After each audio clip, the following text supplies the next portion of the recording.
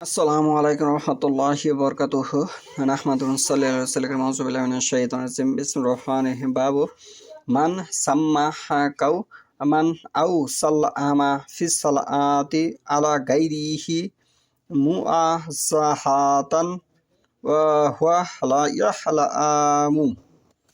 আজকের বক্তব্যের বিষয় হলো সালাতে যে ব্যক্তি প্রত্যক্ষভাবে কারো নাম নিল অথবা কাউকে সালাম করলো অথচ সে তা অবগত নয়।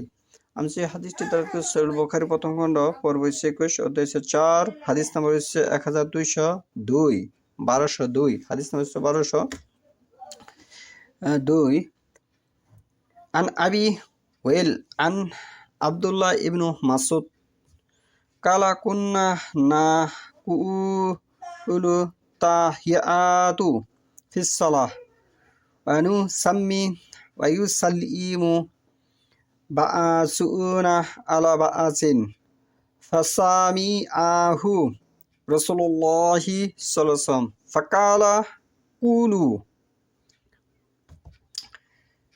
আত্তাহিয়াতু লিল্লাহি ওয়াসসালাওয়াতু ওয়াত্তাইয়িবাতু আসসালামু আলাইকা আইয়ুহান নাবিয়্যু ওয়া রাহমাতুল্লাহি ওয়া বারাকাতুহু আসসালামু আলাইনা ওয়া আলা ইবাদিল্লাহিস সালিহিন আশহাদু আল্লা ইলাহা ইল্লাল্লাহু ওয়া আশহাদু আন্না মুহাম্মাদান আবদুহু ওয়া রাসূলুহু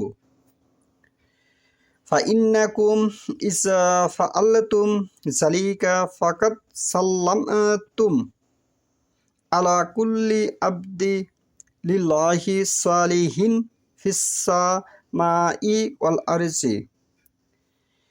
আব্দুল্লাহ ইবনে মাসউদ রাদিয়াল্লাহু হতে বর্ণিত, তিনি বলেন, আমরা সালাতে বৈঠকে আত্তাহিয়াতু বলতাম, তখন আমাদের একে অপরকে সালামও করতাম।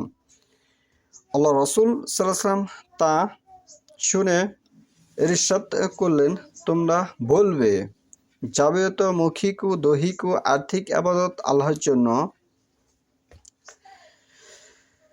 হে মহান নবী, আপনার প্রতি সালাম এবং আল্লাহর রহমত ও বরকত বর্ষিত হোক।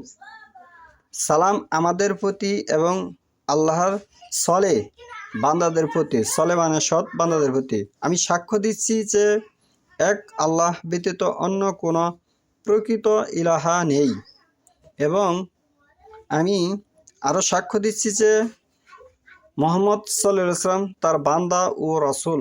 মুহাম্মদ সাল্লাল্লাহু আলাইহি ওয়াসাল্লাম তার বান্দা ও রাসূল। কেননা তোমরা এরূপ করলে আসমান ও জমিনে আল্লাহর সকল নেক বান্দাদেরকে তোমরা যেন সালাম করলে। এরূপ করলে কি করা হয়? আল্লাহর সকল নেক বান্দাদেরকে তোমরা যেন সালাম করলে।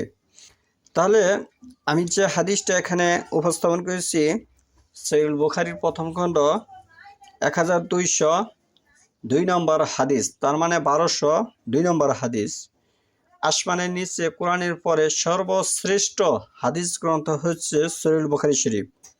আর আমি এই কথাটি প্রত্যেকটি আমার ওয়াজের মাহফিলে আমি বলেছি। আমার একটি হাদিস রেফারেন্স দেওয়া মানে 9টি এই হাদিসের রেফারেন্স দেওয়া। মানে আমি যে হাদিসটা এখানে রেফারেন্স দিয়েছি সহিহ বুখারীর 1202 নম্বর হাদিস, তার মানে এই হাদিসটা আরও 9টি গ্রন্থে আছে, যা পৃথিবীর বুকে শ্রেষ্ঠ হাদিস গ্রন্থ হিসেবে বিশ্বের মধ্যে পরিচিত। এরকম 9টি গ্রন্থে এই কথাটি আছে, আমি যে রেফারেন্সটা দিয়েছি।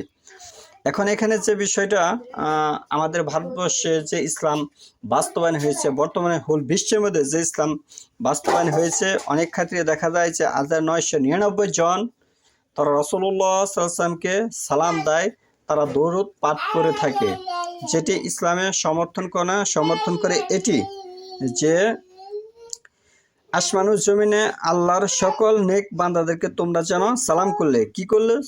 তাশাহুদ পাঠ করলে, সালাতে বৈঠকে তাশাহুদ পাঠ করলে সকল ব্যক্তিকে সালাম দেওয়া হয়।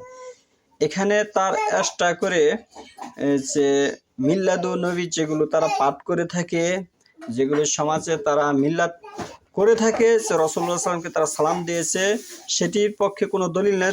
দলিল আছে মূলত আত্মাহেতু পড়ার পক্ষে বা সকলকে সালাম দেওয়ার পক্ষে দলিল আছে। সালামটা কিভাবে দিতে হবে, যে আত্মাহেতু পাঠ করতে হবে, আত্তাহিয়াতু লিল্লাহি ওয়াসসালাওয়াতু তাইয়্যিবাতু, এভাবে তার পড়তে হবে। এটি রাসূলুল্লাহ সাল্লাল্লাহু আলাইহি ওয়াসাল্লাম শিক্ষা দিয়েছে। এই হাদিসে বর্ণনা করেছে আব্দুল্লাহ ইবনে মাসউদ। আব্দুল্লাহ ইবনে মাসউদ একজন বিশিষ্ট সাহাবী। তাহলে আমরা কোরআন হাদিসে আছে একভাবে, আমরা যদি সেটা পড়ি আরেকভাবে, সেটি বেদাত হবে, যেটি অন্যান্য ভাষায়, অনারবদের ভাষায় যেটি নতুন আমল হিসাবে গণ্য হবে। আর কেউ যদি বেদাত করে, তার ফরজ, নফল, সুন্নত কোনো আমলই কবুল হবে না আল্লাহর দরবারে। সহিহুল বুখারী 3 নম্বর খণ্ডে 3179 নম্বর হাদিস, 3172 নম্বর হাদিস। তাহলে যেখানে আরো উল্টো আল্লাহ রাসূল সাল্লাল্লাহু আলাইহি ওয়াসাল্লামের অভিশাপ, সকল মুমিন রাসূলগণের অভিশাপ, আল্লাহর অভিশাপ, যদি কেউ বেদাত করে সে আপনি আরো উল্টো অভিশাপের অন্তর্ভুক্ত হলেন, সেখানে সওয়াবের কোনো প্রশ্নই নাই। তাহলে এখানে মূলত সকলকে সালাম দেওয়া হচ্ছে, এটি আল্লাহ রাসূল সাল্লাল্লাহু আলাইহি ওয়াসাল্লাম স্বীকৃতি দিচ্ছেন, সাহাবীরা সমর্থন করেছেন, সাহাবীরা হাদিসটি বর্ণনা করেছেন। তাহলে তার মানে আমরা এটি স্পষ্টভাবে বলতে পারি, যারা এখন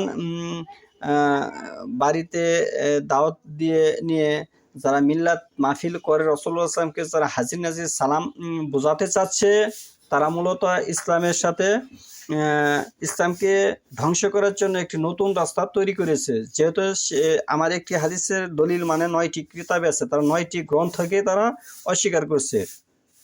সবচেয়ে বড় বিষয় হচ্ছে রাসূলুল্লাহ সাল্লাল্লাহু আলাইহি ওয়াসাল্লামকে তাদের অস্বীকার করেছে। রাসূলুল্লাহ সাল্লাল্লাহু আলাইহি ওয়াসাল্লাম শিক্ষা দিচ্ছে একভাবে, তারা বলতেছে আরেকভাবে, করতেছে আরেকভাবে। তাহলে এই ইসলাম দিয়ে আমাদের ধ্বংস বয়ে আনবে। এই ইসলাম দিয়ে কি আনবে? মুসলমানের উপর ধ্বংস অনিবার্য বয়ে আনবে, কারণ এটি রাসূলুল্লাহ সাল্লাল্লাহু আলাইহি ওয়াসাল্লামের ইসলাম নয়।